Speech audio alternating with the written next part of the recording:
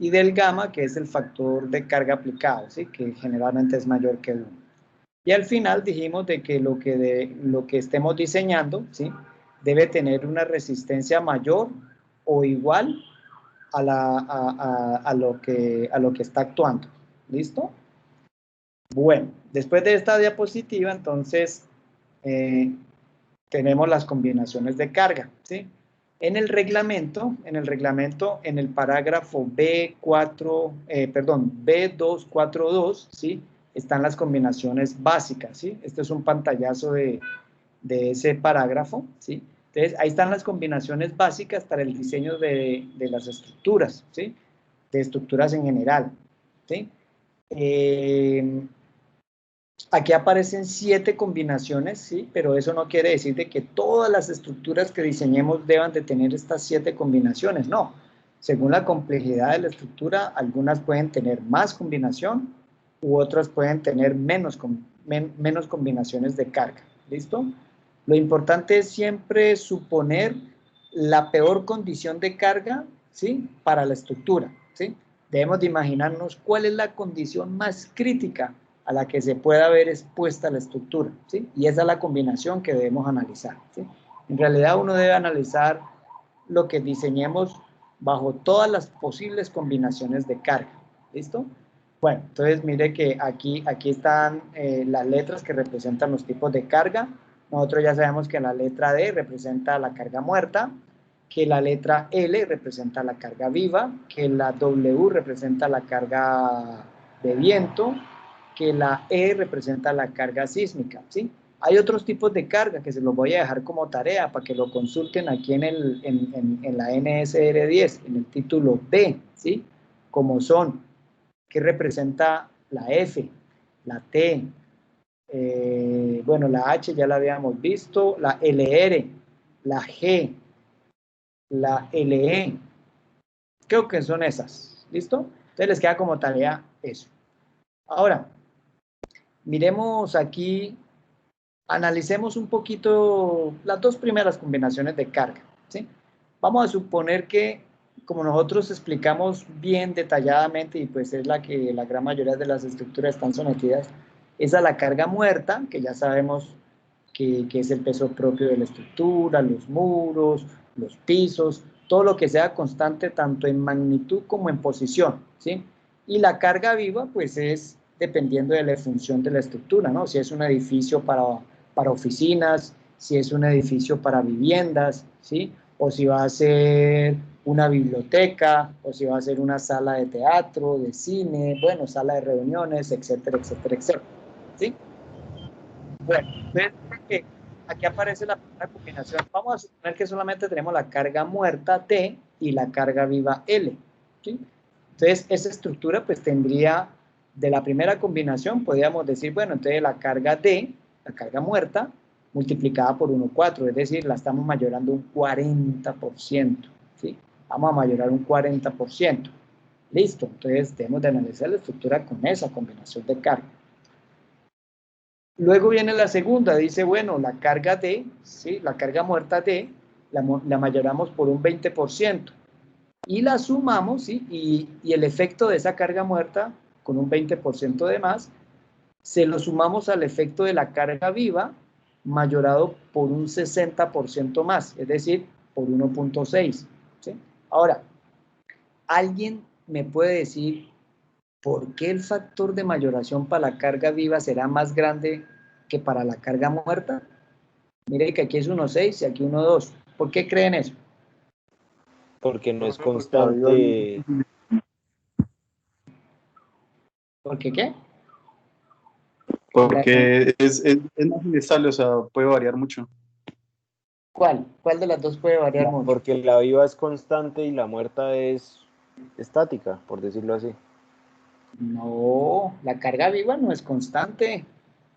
Puede aumentar mucho, disminuir, pero es incierta, ¿sí me va a entender? Por eso se aumenta mucho. Es incierta más bien, sí, la carga viva es incierta, ¿cierto? La carga viva es incierta. Hay unos valores mínimos, ¿sí? Pero en realidad es incierta, es muy incierta, ¿sí? Mientras que la carga muerta, pues uno puede estimar con mejor precisión el peso de la estructura. Recuerden que aquí está el peso propio de la estructura, es decir, el peso de las columnas, el peso de las vigas, de las losas, de los muros, de los pisos, bueno, todo lo que esté siempre en la estructura, ¿sí? Siempre. Mientras que la carga viva, pues depende, ¿sí? Por ejemplo, si es una carga viva para vivienda, ¿sí? De pronto una familia puede tener más cosas o cosas más pesadas, ¿sí? Muebles al estilo rústico, por decir algo, que son muebles supremamente pesados, ¿sí? Que otra familia que no, que tenga muebles de pronto, digamos, por decir algo, que sean metálicas, que sean más bien como livianas o que sean el aluminio, ¿sí? Entonces, todo eso depende, ¿no? Depende del número de personas que vivan en esa familia, ¿sí? No es lo mismo que vivan 7 personas a que vivan solamente 2, ¿sí? Entonces, mire que estimar la carga viva es muy incierta, por eso es que la carga viva se mayora con un factor de mayoración más grande, ¿sí? Miremos la tercera. La tercera dice, bueno, se repite 1.2 la carga muerta y la carga viva solita, no tiene, se mayora, no se mayora, simplemente es 1. Entonces, mire que esta tercera combinación, ¿sí? No va a generar un efecto más grande que el de la segunda, ¿sí? Entonces ya uno puede decir, bueno, pues si la segunda combinación es más crítica que la tercera, pues obviemos la tercera, ¿sí? Y nos vamos con la segunda, ¿sí? Y así sucesivamente, ¿sí? Entonces, lo importante es siempre imaginarnos la peor condición a la que pueda estar soportada, pues a la que se vea sometida la estructura. ¿Listo? Les hago este ejemplo. Mire que la carga muerta están todas. Están todas. Les hago esta siguiente pregunta. ¿Ustedes creen que sea posible una combinación de carga donde solo esté la carga viva y no esté la carga muerta? No. Profe, no. No, ¿cierto que no? Sí, debe tener una carga muerta. Claro, porque si no contemplamos la carga muerta, bueno, es porque hay dos posibilidades. Una, porque no hay estructura. Entonces, si no hay estructura, pues no vamos a diseñar nada. Y la otra, ¿sí? Y la otra es que, pues, que no es todavía creíble, por lo menos no ahora, no sé si más adelante, en un futuro, en un milenio más adelante, o no sé qué tanto más, ¿sí? De que el material de construcción, ¿sí? Llámese como se llame, tenga la misma resistencia del acero o del concreto y que no pese nada, ¿sí? Es decir, que pese menos que el icopor, por decir algo, ¿sí? Entonces, no es como viable, ¿cierto? Mire que en todas las combinaciones de carga debe estar la carga muerta, porque es el peso propio del material, sea concreto, ¿sí? Sea una viga, sea una columna, etcétera, etcétera. ¿Listo? Bueno, entonces creo que esto es muy claro, ¿sí? Entonces, ojo, estas no son las únicas combinaciones, ¿no? Esto es para que nos inspiremos. Pueden ser más, pueden ser menos. ¿Listo? Pueden ser más, pueden ser menos. Listo. Pasemos a la siguiente diapositiva. La siguiente diapositiva vamos a hablar de los factores de reducción de resistencia, ¿sí? Entonces, los valores de los factores de reducción de resistencia están basados en la probabilidad de falla estructural que limita el reglamento. Esto está en el C3, en el C9, 3. ¿Listo? Por ejemplo, nosotros cuando veamos vigas, vamos a ver que nosotros podemos diseñar vigas que fallen por tracción, pero también podemos ver vigas que fallen por compresión, ¿sí? Ahora, lo ideal es que cuando diseñemos una viga sea una sección controlada por tracción, es decir, que falle por tracción, ¿sí? Y el phi correspondiente a ese tipo de esfuerzo es de 0.90. ¿Qué quiere decir eso? ¿Sí? Por ejemplo, si usted dice, bueno, vamos a calcular o a estimar cuál es el momento que resiste una viga, ¿sí? Y digamos, listo, esa viga puede resistir un momento de 100 kilonewton por metro. 100 kilonewton metro, ¿listo? Pero entonces, debido a la variabilidad de la resistencia del material, ¿sí? Suponga usted que esa viga está hecha con un concreto de 21 megapascales, ¿sí? Pero eso es en el papel. En la realidad, ¿sí? Pueden haber factores que afecten de que la resistencia de ese concreto, ¿sí? se puede hacer menos. Ahora, si la resistencia de ese concreto es más de 21 megapascales, no hay problema, ¿sí? Porque es un material más resistente. El problema es si llega a ser menor, que no llegue a ser, que no alcance los 21 megapascales, que puede suceder, ¿sí? Es una posibilidad. Entonces, ¿qué pasaría con lo que resiste esa viga? ¿Seguirá siendo 100 kilonewton por metro? Claro que no, ¿sí? Entonces, para tener en cuenta, digamos, ese tipo de inconvenientes, digámoslo así, entonces el phi, ¿sí? Es de 0.90. Al multiplicar el valor del momento por 0.90, ¿qué es lo que estamos haciendo? Estamos castigando, ¿sí? El material o la resistencia del material en un 10%. Es decir, ya no vamos a decir que resiste 100 kilonewton metro, sino que resiste 90 kilonewton metro, ¿sí? Y eso es porque también el tipo de esfuerzo, ¿no? Obviamente el tipo de esfuerzo, si nosotros hacemos que la viga falle por tracción, que lo vamos a ver más adelante, se le tiene más confianza que falle por tracción. Entonces, listo, es un factor de 0.90, está bien, ¿sí? Pero si diseñamos la viga para que falle por compresión, que de antemano les digo que es mejor sacarle el cuerpo, ¿sí? Ese tipo de falla es muy impredecible, ¿sí? Es muy impredecible. Pero si llegase a ser el caso de que la diseñó por compresión, entonces mire que el factor en ese caso será de 0.75, ¿sí? Entonces mire que ya se castiga más la resistencia de esa viga, ¿sí? Ya esos 100 kilonewton hay que multiplicarlos por 75. Entonces de entrada estamos castigando el 25%, ¿sí? Porque el tipo de esfuerzo, ¿sí? Es más complejo, se le tiene más desconfianza, ¿sí? Al igual que si fuese una columna, ¿sí? Pues una columna también, ¿sí? Es un elemento bastante importante, ¿sí? Pues una falla en una columna puede generar más daños que si falla una viga. Entonces, en una columna también aplica un factor de reducción de resistencia de phi de 0.75, ¿sí? Este valor de 0.65, ¿sí? Es para otro tipo de esfuerzo, como aplastamiento, ¿sí? Aplastamiento. Pero bueno, eso ya es otro cuento, ¿listo? Si estamos verificando, haciendo diseños donde el esfuerzo principal sea cortante y torsión, ¿sí? O torsión, entonces el phi también es 0.75. Se le tiene harta desconfianza a ese tipo de esfuerzo, ¿sí? Por ser, digamos, pues, se le tiene más desconfianza, digámoslo así, ¿sí? Se le tiene más desconfianza. Entonces, no sé si quede claro esto, ¿sí? El valor de phi depende del tipo de esfuerzo, ¿sí? Y de la importancia del elemento que estemos diseñando. Pero más especialmente por el tipo de esfuerzo. Miren que aquí es tracción, compresión y aquí cortante y torsión. ¿Listo? ¿Claro hasta ahí? Sí, Sí, señor. Listo, perfecto, gracias. Entonces, sigamos acá. ¿Cuál es la funcionalidad de una estructura? ¿Sí? Bueno, pues para que una estructura cumpla con sus propósitos, debe cumplir dos cosas.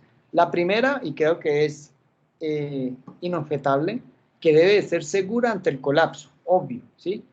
La resistencia de diseño de ese elemento que estemos diseñando debe ser mayor a la resistencia requerida, ¿sí? A los esfuerzos que están actuando. En otras palabras, lo que resiste debe de ser mayor a lo que está actuando. ¿Listo? Claro, debe de ser segura ante el colapso. Y la segunda es que sea funcional en condiciones de servicio. ¿Qué quiere decir que sea funcional en condiciones de servicio? Que bueno, por ejemplo, las deflexiones, si vamos a diseñar una viga, que las deflexiones de la viga sean limitadas a unos valores pequeños, ¿sí? Porque si permitimos grandes deflexiones en un elemento, por ejemplo, puede transmitir sensación de inseguridad a la gente, ¿sí? Y eso puede afectar la funcionalidad de esa estructura. Por lo menos, si la viga principal de la entrada de un gran supermercado, vemos que esa viga está bastante deflectada y que es obvio, ¿sí? Que es obvio, pues eso puede, para la gente del común, le puede transmitir el falso mensaje de que no, eso está que se cae, todo eso está que se cae, yo mejor ni entro a eso. Entonces eso puede afectar pues los intereses del dueño de ese supermercado, ¿sí? Porque pues nadie, pues mucha gente no le va a querer comprar por temor por temor a que la estructura le vaya a fallar, simplemente porque ven una viga deflectada, ¿sí? Y pues una gran deflexión en una viga no necesariamente significa el colapso de la estructura, ¿sí? Bueno, o la otra, las fisuras que las hay, porque vamos a ver, cuando vemos ya, cuando entremos en detalle en flexión, vamos a ver que las fisuras sí se van a generar, ¿sí? Que las fisuras se limiten a unos valores tolerables, sí, claro, hay una gran diferencia en lo que es una fisura a lo que es una grieta, ¿sí? De hecho, las fisuras, hay fisuras que son imperceptibles al ojo, ¿sí? Pero son fisuras. Entonces, las fisuras hay que limitarlas a unos valores tolerables, ¿listo? Porque por lo mismo, ¿no? Si uno ve un muro con una gran fisura, ¿sí? Pues eso puede transmitir una sensación de inseguridad, ¿sí? Y de hecho, todas las estructuras de concreto están fisuradas, ¿sí? Pero deben de ser fisuras muy pequeñas, ¿sí? Algunas imperceptibles al ojo, ¿sí? Ya si es una grieta, bueno, ya eso es otro caso, ¿sí? Y la otra, pues otro ejemplo pueden ser las vibraciones, aunque en estructuras de concreto no es tanto el problema. Este problema de vibraciones es más que todo para estructuras metálicas, ¿sí? Yo creo que muchos de ustedes han sentido, pues cuando han ido a los centros comerciales, que generalmente los mezanines son en placa colaborante, pues en estructura metálica. Si ustedes se quedan quietos en una pues en una parte de ella, en ciertas partes, y pasa alguien corriendo, no necesariamente que esa persona pase corriendo al lado suyo, usted puede sentir la vibración de cada paso de esa persona que está corriendo, ¿sí? Entonces, si esas vibraciones no se controlan, ¿sí? Puede generar también sensaciones indeseadas en algunas personas que sean muy susceptibles, o porque se maree, o porque le dan náuseas, o qué sé yo. Entonces, eso puede afectar, ¿sí? Puede afectar a las condiciones de servicio de esa estructura. Por ejemplo, ¿no? Siempre pongo un ejemplo de que si una familia va a ir de paseo, no sé, a un centro comercial, a vitrinear, pues, como dicen en mi tierra, ¿sí? Van a ir a vitrinear y entonces uno de los miembros de la familia es muy susceptible, le dan mareos, náuseas, ganas de vomitar por esas vibraciones, pues simplemente esa familia no va a ir al centro comercial donde sienten esa mayor sensación en las vibraciones. Entonces se van a ir a otro centro comercial, ¿sí? O lo que sea. Entonces eso puede afectar, digamos, la funcionalidad de cierta estructura, ¿sí? Bueno, entonces todo esto hay que tenerlo en cuenta, ¿no? Obviamente, que sea segura el colapso y tener en cuenta las condiciones de servicio. ¿Listo? Y ya por último, para esta diapositiva, para finalizar la unidad 1, ¿sí? Tenemos los supuestos fundamentales para el comportamiento del concreto reforzado. Son 5 supuestos. El primero, ¿sí? Y que ustedes lo han puesto en práctica desde estática, ¿sí? Es que las fuerzas internas están en equilibrio con las cargas externas. Sí, claro, cuando ustedes calcularon las reacciones de alguna estructura, llámese cercha, llámese viga, lo que sea, ¿sí? Ustedes ahí están aplicando este principio, ¿sí? De que las fuerzas internas están en equilibrio con las cargas externas, ¿sí? O sea que ese supuesto se cumple, ¿cierto? El segundo tiene que ver con las deformaciones unitarias, ¿sí? Nos dice que la deformación unitaria del acero de refuerzo, es decir, de las barras de acero, es igual a la deformación unitaria del concreto, pero circundante a la barra. Es decir, ese concreto que está alrededor de la barra, ¿sí? En las inmediaciones de esa barra de acero, va a tener la misma deformación unitaria de la deformación unitaria del acero. ¿Listo? Entonces, esa se cumple, ¿sí? Recuerden que para allá en unas primeras diapositivas dijimos que para el concreto reforzado debe de haber una buena adherencia entre los dos materiales, ¿sí? Esa buena adherencia es para garantizar este supuesto fundamental, ¿sí? Que las deformaciones unitarias sean iguales en ambos materiales, ¿sí? Obviamente las deformaciones unitarias pues, es hasta cierto punto, ¿no? Por eso es importante garantizar la buena adherencia. ¿Listo? O sea que esa también se cumple. La tercera, las secciones transversales, esta ustedes de seguro la escucharon y la aplicaron en resistencia de materiales, es de que las secciones transversales permanecen planas antes y después de la aplicación de la carga. ¿Listo? Este supuesto fundamental también es muy válido, ¿sí? Es válido hasta cierto punto, ¿no? Ya cuando son elementos muy esbeltos, por lo menos vigas peraltadas, ¿sí? Vigas muy altas con respecto a la base, que no es el caso de las vigas que vamos a ver, ¿sí? Ahí ya esto no es tan cierto. ¿Listo? Bueno, y cuarto, ¿sí? El cuarto supuesto fundamental es de que el concreto no resiste esfuerzos de tracción, ¿sí?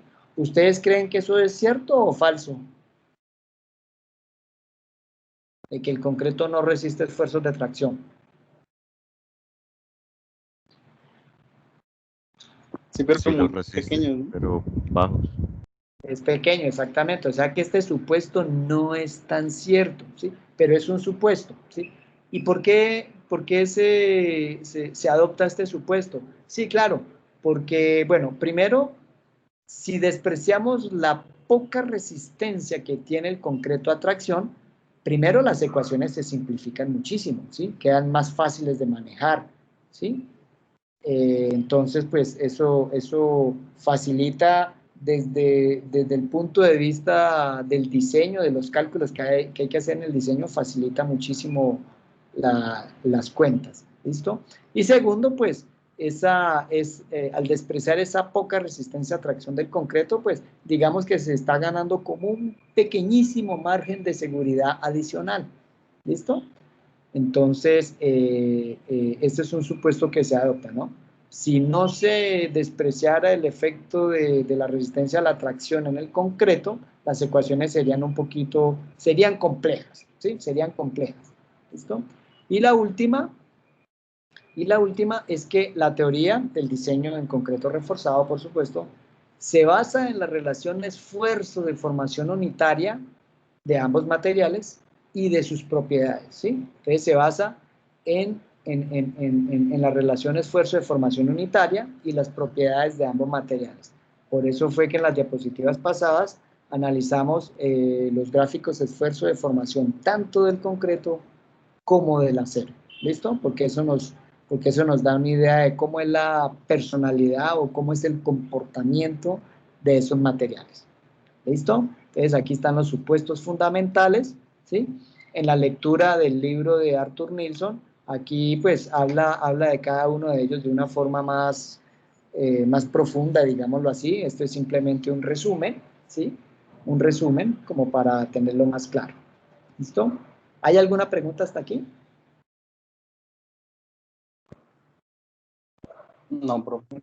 Ninguna. Bueno, entonces ya esta es la última diapositiva de la unidad 1, ¿listo? Y hasta aquí entraría el quiz que vamos a hacer dentro de 8 días, ¿sí? A esta hora, ¿sí? El otro jueves vamos a hacer el primer quiz, ¿sí? Ese quiz lo vamos a hacer al finalizar la clase, ¿listo? Al finalizar la clase.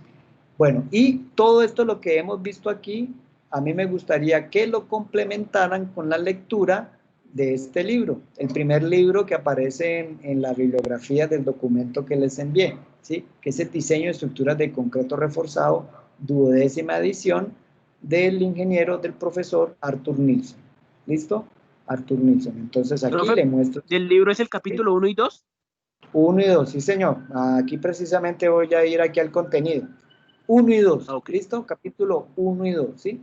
Ahí ustedes cuando estén empezando a leerlo, se van a dar cuenta que son básicamente muchas de las diapositivas, es lo mismo que yo tengo aquí, simplemente de que aquí profundiza un poquito más. A veces profundiza tanto que no es tan necesario, ¿listo? Pero de todas maneras yo quiero que ustedes hagan complemento a esas diapositivas con esta lectura, ¿listo?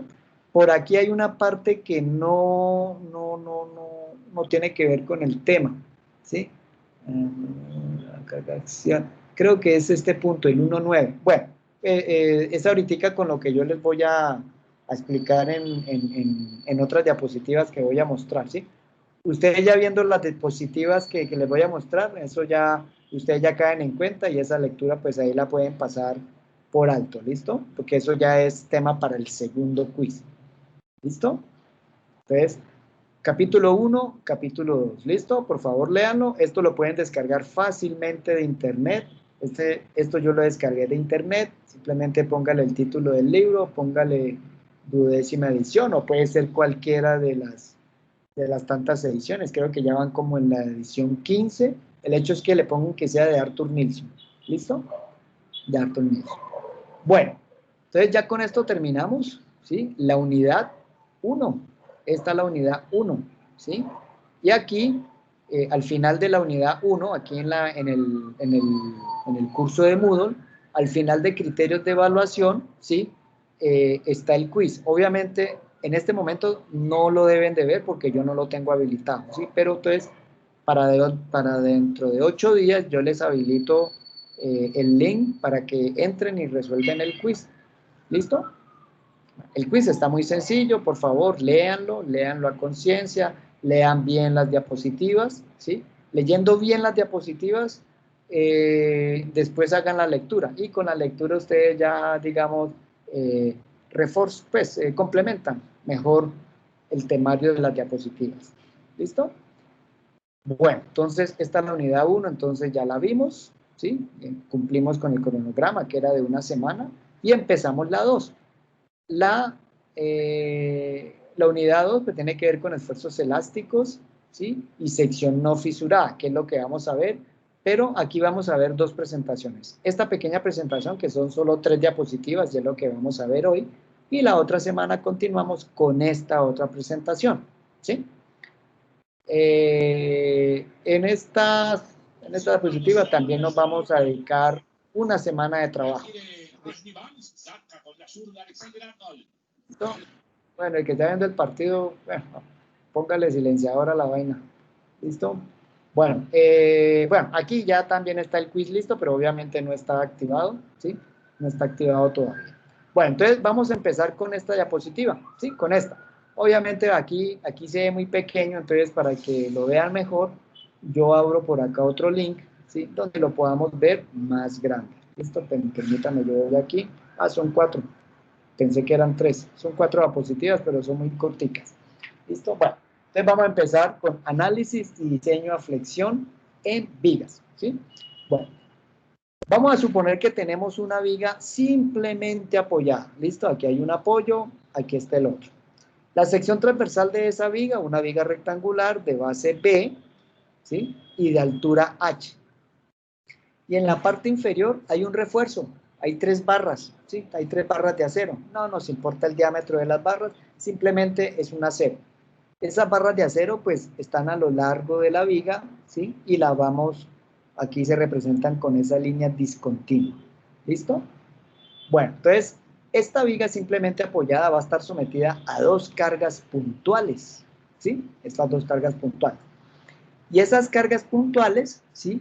Le vamos a ir variando la magnitud de la carga, ¿sí? Le vamos a variar 3 veces la carga. Una magnitud baja, ¿sí? Unas cargas bajas, luego la aumentamos a unas cargas moderadas y luego a unas cargas altas, ¿sí? Entonces, la idea es mirar cómo se comporta la viga, a lo largo de la magnitud, de la variación de la magnitud de esas cargas. ¿Listo? Bueno, entonces, inicialmente las cargas van a ser de baja magnitud, ¿sí? ¿Cuándo sabemos que son de baja magnitud?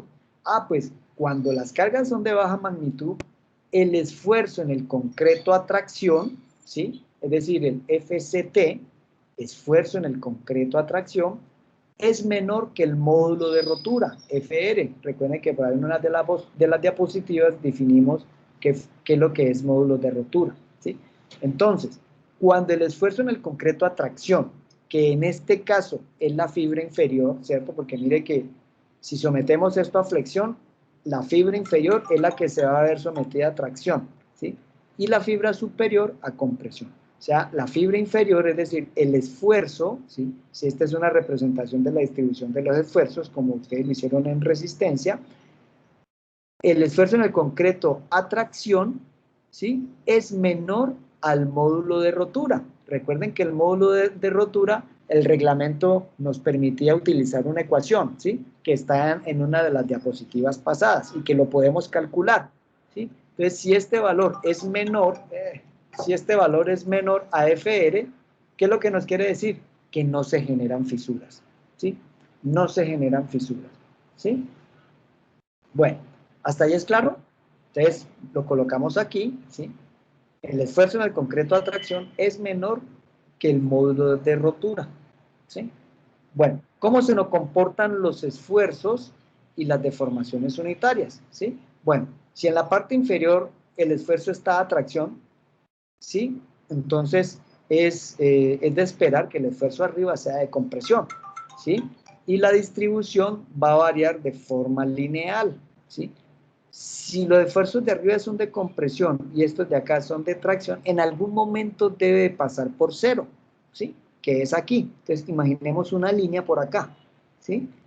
Sobre esa línea, que va a ser el eje neutro, los esfuerzos no van a ser ni de tracción ni de compresión. ¿Listo? Bueno, como las cargas son tan bajitas, ¿sí? Los esfuerzos son proporcionales a las deformaciones unitarias, ¿sí? Mire que ambos gráficos son lineales y son proporcionales, ¿sí? Lineales y proporcionales, ¿sí? Y están dentro del intervalo elástico del material. Sí, claro, como son tan de muy baja magnitud, recuerden que en una de las diapositivas pasadas, cuando mirábamos las curvas esfuerzo-deformación, decíamos que la parte inicial de esas curvas era lineal, ¿cierto? Era recta. Entonces, si son recta, claro, es porque estamos dentro del rango elástico. Entonces, esto es recto, al igual que esto otro, ¿sí? Entonces, los esfuerzos son proporcionales a las deformaciones unitarias. ¿Listo? Bueno, y los esfuerzos de tracción, ¿sí? Los esfuerzos de tracción son resistidos tanto por el concreto como por el acero, ¿cierto? Porque ahí en la parte inferior también hay acero. Entonces ese acero ayuda a tomar los esfuerzos de tracción, ¿sí? Bueno, ¿es claro hasta ahí con esa diapositiva?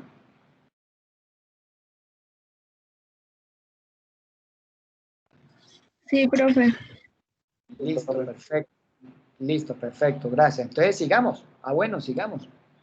Entonces, digamos, bueno, al incrementar la magnitud de las cargas, el esfuerzo en el concreto de atracción, es decir, el FCT, es decir, la fibra inferior, ¿sí? Supera el módulo de rotura FR.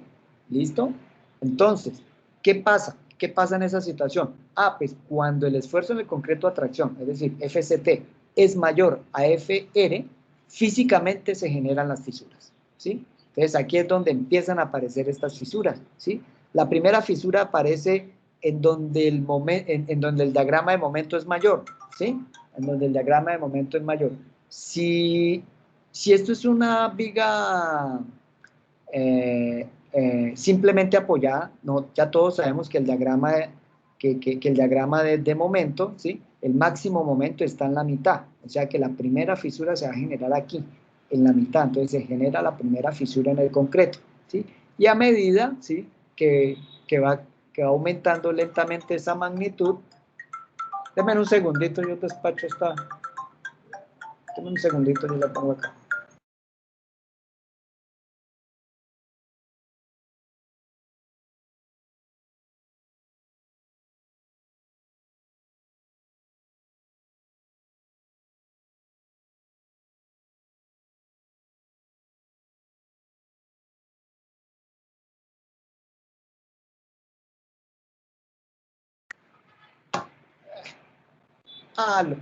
Bueno, ¿listo? Bueno, entonces, esas fisuras, ¿sí? Esas fisuras pues se van generando, ¿sí? Se genera una propagación, ¿sí? De esas fisuras, ¿sí? Y esas fisuras siempre tienden a buscar, digamos, el centro de la viga, ¿listo? Bueno, ahora, ¿qué pasa cuando la fisura se propaga? Se propaga hacia arriba, ¿sí? Entonces, cuando la fisura se propaga hacia arriba, el eje neutro, bueno, eso obliga a que el eje neutro se desplace también hacia arriba, ¿sí? Recuerden que el eje neutro es la línea imaginaria que separa la compresión de la tracción, ¿sí? Entonces, si eso es así, ninguna fisura debe atravesar el eje neutro, porque si la atraviesa, entonces no es tan cierto de que esa línea separa la tracción de la compresión, ¿sí? Bueno, entonces, entre más se prolonguen las fisuras, eso está obligando que el eje neutro suba. ¿Listo? Bueno, entonces con ese orden de ideas, entonces sometamos a esta viga a una carga de magnitud moderada, ¿sí? Entonces ya sabemos que cuando las cargas son de magnitud moderada, ¿sí? El esfuerzo en el concreto a tracción, es decir, FCT, es mayor al módulo de rotura, FR, que ustedes ya saben cómo calcularlo. Cuando eso es así, ¿sí? Cuando sea mayor que FR, en pocas palabras se están generando las grietas, ¿sí? Ya se generó las grietas, ¿sí? Entonces, como ya se generó grieta en el concreto, ¿sí? Como ya se generó grieta en el concreto, entonces mire que aquí en la distribución de esfuerzos del concreto ya no se pintan, claro, ya no se pintan, ¿sí? Aquí no es que se me haya olvidado pintarlas, no. Simplemente si el concreto ya se fisuró, entonces ya físicamente es imposible el que el concreto resista los esfuerzos de tracción, ¿sí? Entonces, aquí viene la pregunta, entonces, ¿quién va a resistir los esfuerzos de tracción? ¿Quién los va a resistir? Ah, pues entonces aquí le toca, esa responsabilidad le toca al acero, 100%, ¿sí? Entonces, el esfuerzo de tracción solo es resistido por el acero, es decir, FS, que es como vamos a llamar el esfuerzo en el acero. ¿Listo? ¿Hasta ahí es claro? Y la distribución de los esfuerzos, ¿sí? Sigue siendo lineal, ¿sí? Y proporcional con la deformación unitaria, ¿sí? Sigue siendo lineal. Entonces, obviamente este esfuerzo en el concreto va a ser un poquito más grande, pero va a tener una limitante. ¿Cuál es esa limitante? ¿Sí? Los esfuerzos, los esfuerzos siguen siendo proporcionales a las deformaciones unitarias, listo, ya lo comentamos, ¿sí? Y todavía están dentro del límite elástico, ¿sí? O están dentro del intervalo elástico del material, ¿sí? Bueno, entonces, para que esté dentro del intervalo elástico del material, el esfuerzo en el concreto a compresión, es decir, FC solito, esfuerzo en el concreto a compresión, debe de ser menor a F' sub C medios, ¿sí? Es decir, este valor de FC debe de ser menos de la mitad de la resistencia de ese concreto, es decir, F' sub C medios, ¿sí? Bueno, ahora, ¿recuerdan por allá una diapositiva pasada que hasta dónde se podía medir el módulo de elasticidad? Que hasta dónde era más o menos recta esas curvas, esfuerzo de formación, más o menos, ¿alguien lo recuerda? Hasta la mitad, ¿no? Hasta la mitad. ¿Qué porcentaje era más o menos? Por lo menos el que estaba escrito ahí en la diapositiva. Creo que era el 45%, si no estoy mal. Sí, señor, es correcto, el 45%, muy bien. Simplemente que la bibliografía, ¿sí? Para no colocar punto 45 F' sub C, ¿sí? Entonces ha redondeado ese valor a la mitad, es decir, a punto 50, ¿sí? Punto 50. Entonces, mire que si esto se cumple, es decir, si el esfuerzo de compresión en el concreto, es decir, este valor, ¿sí? Es menor que F' sub C medios, la distribución de los esfuerzos en el concreto todavía es lineal, ¿listo? Todavía es lineal, ¿listo?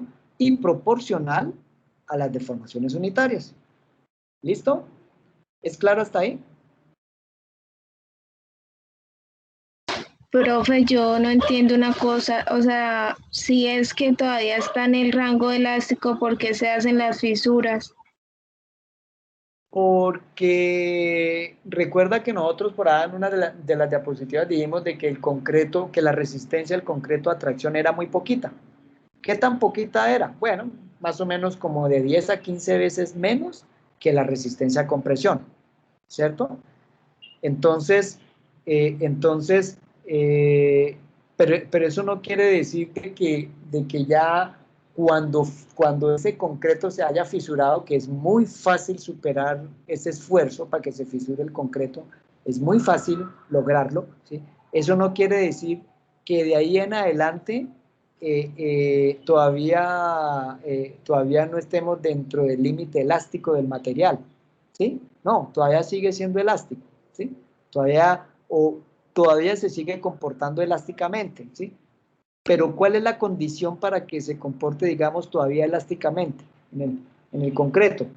Que la resistencia a compresión en el concreto, ¿sí? En el concreto, no supere la mitad de la resistencia F' sub C de ese concreto, ¿sí? En el momento que pasemos este valor, ya esto no va a ser lineal. ¿Listo? Ya no va a ser lineal. Debe de estar por debajo, ¿sí? No sé si eso responde a tu pregunta. Sí, profe, ya, gracias. Listo, ok, listo, perfecto. Bueno, si no hay más preguntas, entonces sigamos. Entonces sigamos con la última diapositiva, con esta. Entonces, listo. Entonces, ¿qué pasa cuando la magnitud de las cargas puntuales es alta? Ah, bueno, cuando es alta, ¿sí? El esfuerzo en el concreto y en el acero están próximos a su estado de falla, ¿sí? Cuando ya son los esfuerzos muy altos, ya estamos en unas condiciones próximas a la falla, ¿sí? Entonces, ya sea una falla en el concreto o ya sea una falla en el acero. Eso lo vamos a ver más adelante, ¿sí? Entonces, ¿qué es lo que pasa allí? Bueno, pues ya este valor, ¿sí? Este valor FC ya está muy cerquita de F' sub C. Es decir, que ya pasamos hace rato de que sea la mitad del F' sub C, ¿sí? Entonces, como ya pasamos más de la mitad, ¿se acuerdan que la curva de esfuerzo de formación de ahí en adelante ya no es lineal, sino que ya toma, ya los esfuerzos, ya la distribución de esfuerzos ya no es lineal, sino que toma esta forma. Y esta forma es muy parecida a la curva esfuerzo de formación. Si nosotros prolongamos esta curvita aquí hacia abajo, ¿sí? Supongamos que este es el valor máximo, ¿sí? Si venimos aquí, llega, alcanza la resistencia última y decae, ¿sí? Si nosotros rotamos esta gráfica 2 veces, ¿sí? A lo largo de sus ejes, ¿sí? Mire que esa gráfica sería muy similar a la curva esfuerzo de formación del concreto, ¿sí? Es muy similar, ¿sí? Mire que aquí ya el eje neutro está mucho más arriba de la mitad, claro, porque se supone que si las cargas son altas, estas fisuras se han ido propagando hacia arriba, obligando a que el eje neutro suba, ¿sí? Suba. Entonces, aquí la distribución la distribución de los esfuerzos ya no es proporcional, ¿sí? Desaparece esa proporcionalidad, ¿sí? Y aquí, bueno, dice que su relación está dada por la curva de esfuerzo de formación unitaria. Listo, era lo que les decía, que esta forma de distribución del esfuerzo es muy similar, ¿sí? Todos los libros hablan de eso, que es muy similar a la curva, a la forma de la curva de esfuerzo de formación del material si lo rotamos 2 veces, ¿sí? Lo rotamos espejo primero hacia la izquierda y luego, y luego con respecto a un eje vertical, ¿sí? Bueno, y aquí nuevamente el esfuerzo en el acero, ¿sí? Pues sigue el acero sigue tomando el 100% de los esfuerzos a tracción, ¿sí? No sé, preguntas. Mire que en la única etapa en donde esto no es lineal es en la última, pero cuando la magnitud es baja y moderada es lineal, ¿sí? Bueno, entonces mire que aquí se distinguen como 3 fases o 3 etapas, ¿sí? La primera etapa es cuando las cargas son bajas, ¿sí? Ya hablamos de lo que pasaba ahí.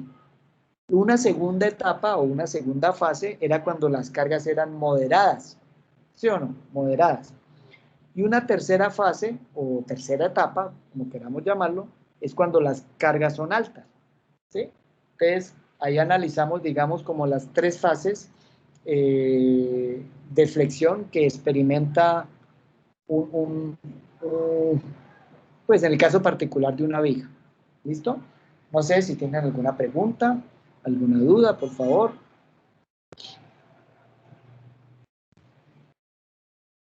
No, profe. ¿No? ¿Todo clarito? ¿Seguro? Todo clarito. Bueno, les hago una. ¿Cuál es la condición que separa que separa la primera etapa de la segunda etapa, es decir, de magnitud baja a magnitud moderada. La condición es que FCT sea menor a FR, ¿sí? En el momento en que FCT sea mayor a FR, inmediatamente entonces estamos en segunda etapa, ¿sí? O lo que hemos denominado carga moderada, ¿sí? Recuerden que aquí en carga moderada ya FCT es mayor que FR, ¿sí? Es decir, ya se generaron las grietas, ¿sí? ¿Sí? Ya se generaron las grietas. ¿Y cuál es el límite entre la etapa moderada, es decir, segunda etapa, y cargas altas, que es tercera etapa? El límite es este, ¿sí?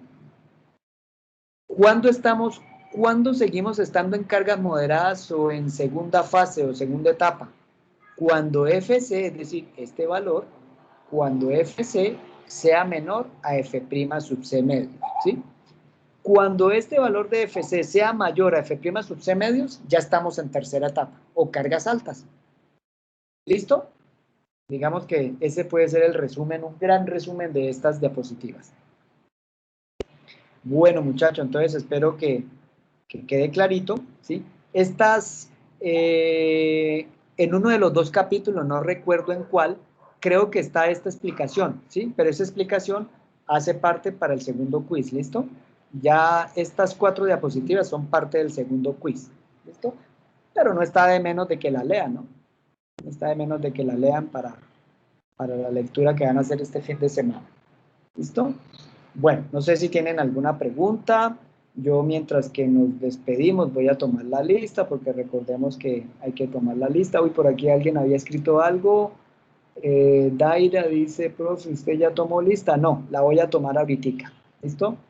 Entonces, pues aquí la lista, aquí ya, cuando yo descargo esto, pues el archivo me indica a qué hora se conectaron, a qué hora a qué horas abandonaron, a qué hora volvieron y se reconectaron. Ahí me da toda la información, así que no se preocupen. ¿Listo? Entonces, para no llamar a uno por uno, yo más bien descargo la lista y listo, ¿sí? Voy a ver dónde está. Sí, aquí ya la descargó. Ya la descargó. Bueno, muchachos, entonces, pues, si no es más, pues, bueno, entonces, por favor, descarguen, estudien la presentación de la primera unidad y lean el capítulo 1 y 2 del libro de Arthur Nilsson, ¿sí? Y ya saben que el quiz va a ser a través de la plataforma Moodle, así que por favor entren, cacharreen en la plataforma Moodle, ahí está la presentación, ahí la pueden repasar. Se me olvidó decirle a alguien que tomara la grabación, que hiciera la grabación de la clase. Ah, ya alguien lo hizo, perfecto, entonces ahí queda la grabación por si alguien la quiere volver a escuchar. ¿Listo? Si no les había dicho, ahí en la plataforma Moodle aparece las horas de consulta, ¿sí? Las horas de consulta quedaron los lunes, miércoles y viernes de 2 a 3. Es decir, mañana viernes, con el poder de Dios, yo voy a estar conectado de 2 a 3 en el grupo de hora de consulta, ¿sí? Ustedes están agregados a ese grupo también. ¿Listo, muchachos? Entonces, si no es más, pues nos vemos, si Dios quiere, mañana o la próxima clase, que es el martes, si no estoy mal. ¿Listo? Listo, profe, hasta luego, muchas gracias. Bueno, hasta luego, Javier. Hasta luego. Hasta luego, profe. Profe, muchas gracias. Chao, profe. Hasta luego, Hasta luego, Johan. buena tarde. Hasta luego, Anderson. Gracias.